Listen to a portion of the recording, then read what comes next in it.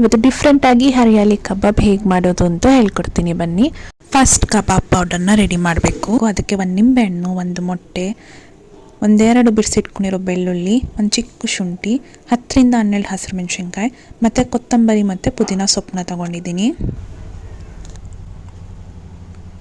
ಈಗ ಒಂದು ಮಿಕ್ಸಿ ತೊಗೊಂಡು ಅದಕ್ಕೆ ಬೆಳ್ಳುಳ್ಳಿ,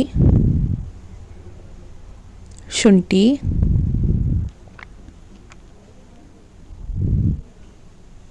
ಹಸಿರು ಮೆಣಸಿನ್ಕಾಯಿ, ಕೊತ್ತಂಬರಿ ಮತ್ತು ಪುದೀನ ಸೊಪ್ಪು, ಸ್ವಲ್ಪ ಜೀರಿಗೆ, ಕಾಳುಮೆಣಸು, ರುಚಿಗೆ ಬೇಕಾದಷ್ಟು ಉಪ್ಪು ಮತ್ತು ಸ್ವಲ್ಪ ವಾಟರ್ನ ಆ್ಯಡ್ ಮಾಡಿಕೊಂಡು ಚೆನ್ನಾಗಿ ಗ್ರೈಂಡ್ ಮಾಡ್ಕೊಳ್ಳಿ.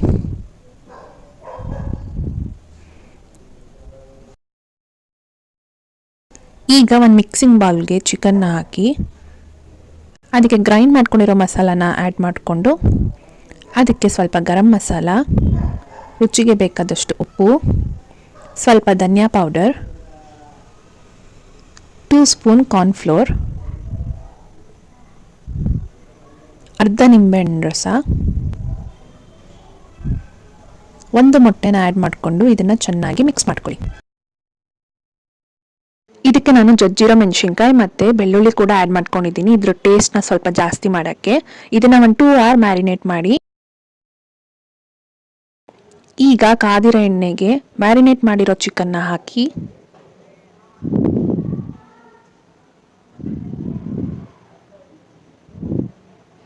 ಇದನ್ನು ಸ್ಲೋ ಫ್ಲೇಮಲ್ಲೇ ಕುಕ್ ಆಗಕ್ಕೆ ಬಿಡಿ.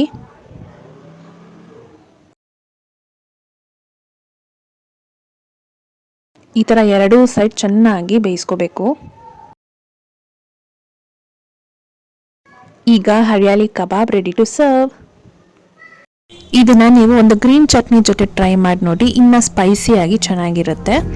ಈ ವಿಡಿಯೋ ನಿಮಗೆ ಇಷ್ಟ ಆದರೆ like, share and subscribe to my YouTube channel.